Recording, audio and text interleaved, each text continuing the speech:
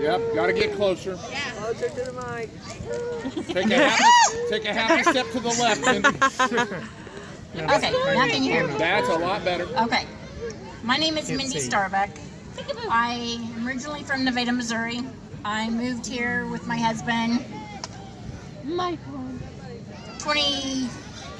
Shiloh, how old are you? For over 20 some odd years. I'm going to start out when I was younger. My parents divorced when I was a little over 2 years old. I don't remember my father too much during this time. My mom was a God-fearing woman, but still did other things that I knew that was wrong. She knew was wrong, but she still was a God-fearing woman. Let's see, around 12 or 13 years old, my mom married a different man. During this time, well, I guess they married like I was around 5, I guess, and around 12 or 13 years old, he decided that he didn't know who his wife was. I'll just put it that way because that's how I handled my situation.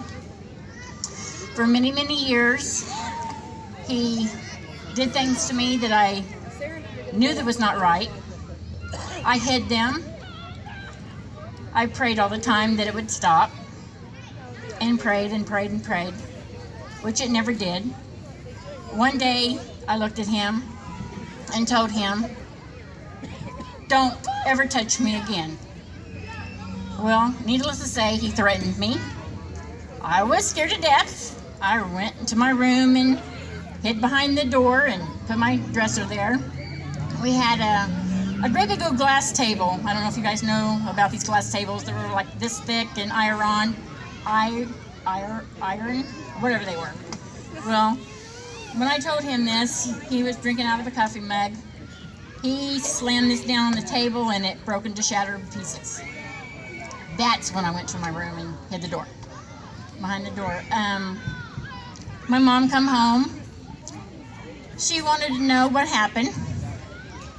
Oh, he just had a fit, which he had quite a few of them because every time I would tell him to leave me alone, he would have one of these fits.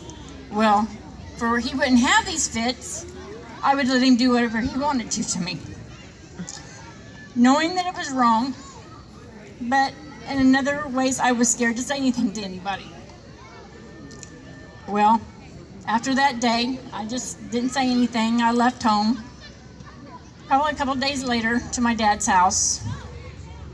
Well, I lived there for a little bit.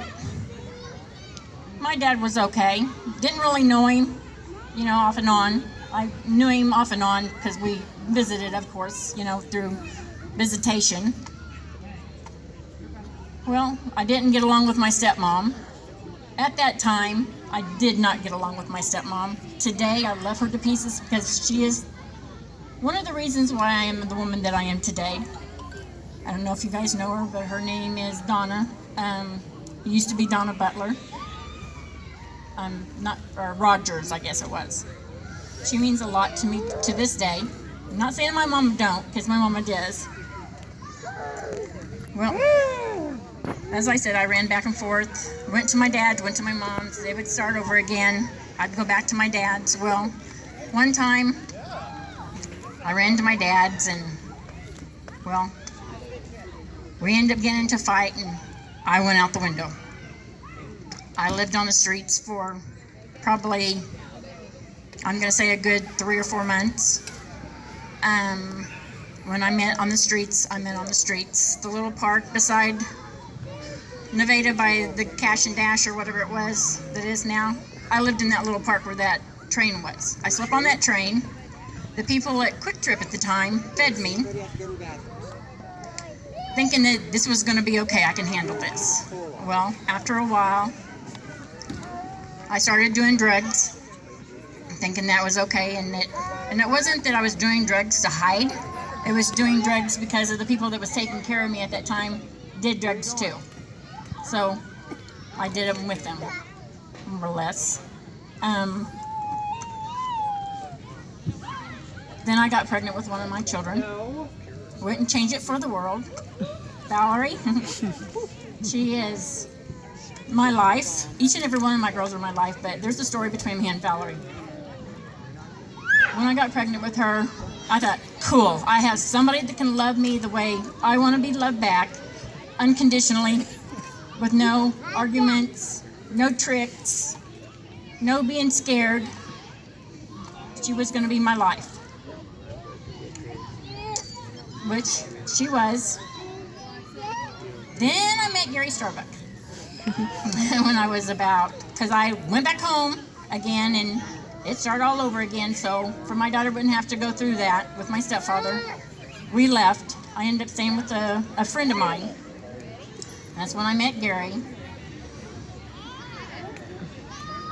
That's a whole different story. How I met him, but anyways, we ended up, I was kind of like a birthday present to him from my brother. He hasn't got rid of me since, because you can't get rid of birthday presents, right? Well, anyways, we,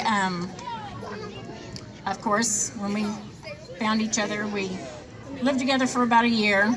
He had a daughter. I had my daughter. Well, after a year, I decided I'm not playing mommy no more. If you're going to make me mommy to your daughter, you're going to marry me. It's time to make it right. Well, needless to say, I left and he left. So a week later, he couldn't live without me. So needless to say, from then on, 32 years. We've been celebrating our anniversary for the last 28 years, 2 different days, because we're not really for sure which one it is, 27th or the 28th. But anyways, me and Gary did drugs. We started out just smoking pot, drinking, just having a good old day.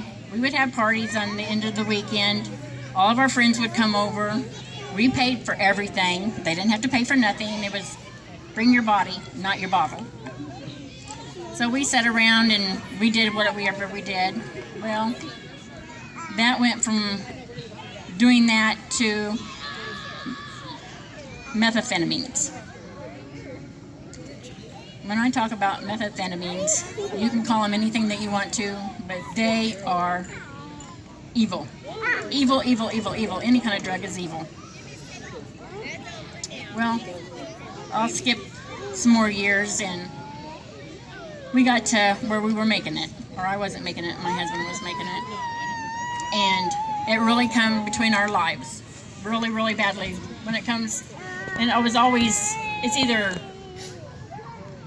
me and my children or drugs. I always said, this is what it's going to be, this is the way it's going to happen. Well, for 10 years, I didn't follow that rule. Until one day, I was doing a line with one of my children.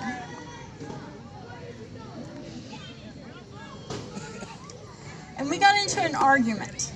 I mean, a downright argument. Like, ready to disown each other, as far as I was concerned. Because I wouldn't put a line on as big as she wanted. Well, we're talking, you guys, I don't know there's a lot of people that, no, when I'm talking a line like this and it was this tall. She wanted that. I looked at myself in the mirror thinking, what in the world am I doing? You know, that just kind of slapped me on my face, you know. That's one of those things that I said that I would never ever stand between me and my children was drugs.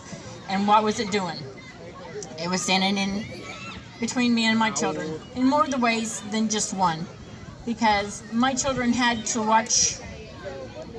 they watched me as they grew up doing drugs. Never ever saying things to me, except for one of my daughters, which was my oldest daughter, which is me and Gary's daughter. She's mine too. But anyways, she went and took some of our drugs to the cops. This is before everything else happened. And that was a cry out from one of my children, and at that time I didn't pay attention to it, you know. I more or less made her into a liar because they gave us a drug test, of course, but so happened it was on the weekend, and they told us Monday morning we had to go take a drug test. Well, we went and got clean, and which we passed our test, of course, because we were clean at that time and everything. And so that's another, where God stopped, because he had a chance to take my children. I mean, they had a chance. I had a chance to take my children, have my children taken away from me, and he kept that from happening. No, I didn't listen. No, I didn't pay attention until that day I looked at myself in the mirror when I fought with one of my children over drugs. And it's like, it's rough. It really is rough that you stop and think that you think this is okay. And I thought this was okay for 2 years, I'm going to say, until I seen a downslide from my daughter just losing it. All expectations of her life, she didn't care. She said she did, but I knew she didn't. Well, after I looked in the mirror and I said, listen. I looked up and I said, okay, God, give me the words to say what I'm going to say to now, and give me the strength to do what I'm going to say. I looked at my husband. I looked at my daughter. I said, you guys ever put this stuff in front of me again, or in front of your guys again, I'll take your children away from you, and you will be divorced. And it went across and that was the end of it. From that day on, and for the life of me, I do not remember how many years it's been. It's been over 15 that we have been drug-free. 11, okay, thank you. 11 years we have, all three of us have been drug-free. For me to just have that snap was God's will and God's way. Know that I made that promise to him a long time ago that drugs would not get between me and my family. And it did for so many years. And it took that with my child telling me, over a line of drugs, and it's not worth it. It's not worth it. I miss having,